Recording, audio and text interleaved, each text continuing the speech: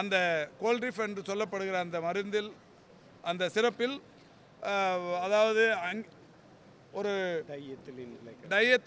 டயத்திலின் கிளைகாட் என்கின்ற மருந்து 1% அளவுக்கு கூட குறைவாக இருக்க வேண்டும் என்கின்ற நிலையில் 4% தாண்டிலும் 48% கடந்தும் இருக்கிறதை கண்டுபிடித்து உடனடியாக சம்பந்தப்பட்ட மத்திய பிரதேசத்திற்கும் ஒன்றிய அரசுக்கும் இது தெரிவிக்கப்படுகிறது. இந்த மருந்தில் அதாவது இந்த பேட்சில் தயாரிக்கப்பட்ட மருந்தில் இந்த அளவு என்பது அதிகமாக இருக்கிறது, இது நச்சுத்தன்மை கொண்டது என்கின்ற விஷயம் தெரிவிக்கப்படுகிறது.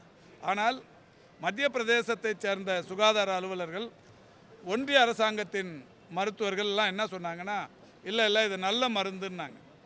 நம்ம இங்கேருந்து இதில் இவ்வளோ கெடுதல் இருக்குன்னு சொன்னதுக்கு அப்புறமும் அவங்க நல்ல மருந்துன்னாங்க.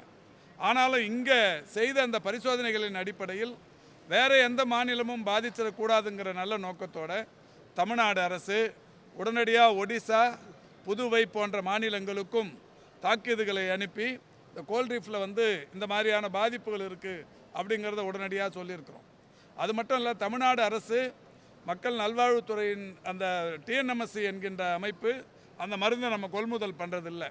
தனியாரும் யாரும் இதை கொள்முதல் பண்ணி இதில் பாதிப்புக்குள்ளாகக்கூடாதுன்னு உடனடியாக தடை விதிச்சிட்டோம்.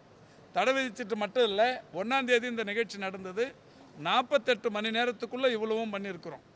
3ஆம் தேதி சம்மந்தப்பட்ட கம்பெனிக்கு ஸ்டாப் ப்ரொடக்ஷன் ஆர்டர் கொடுத்தாச்சு. கொடுத்தது மட்டும் இல்லை, நோட்டீஸையும் ஒட்டி 10 நாளுக்குள்ளே அவங்களுக்கு டைம் கொடுத்து சரியான விளக்கம் தரலைன்னா உங்களுடைய உரிமம் ரத்து செய்யப்படும்ங்கிற மாதிரி ஒரு நோட்டீஸ் கொடுத்துருக்கு.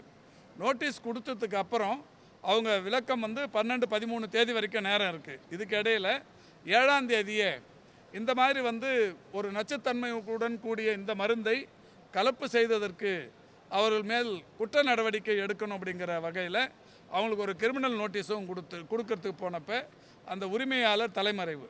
உடனடியாக அவங்க கம்பெனிலையும் வீட்லேயும் நோட்டீஸை ஓட்டிட்டு நடவடிக்கை எடுக்கிறதப்போ தான் மத்திய பிரதேச போலீஸுக்கு நாம் இங்கிருந்து நம்ம காவல்துறை உறுதுணையாக இருந்து அவரை பிடிச்சி கொடுக்குறாங்க.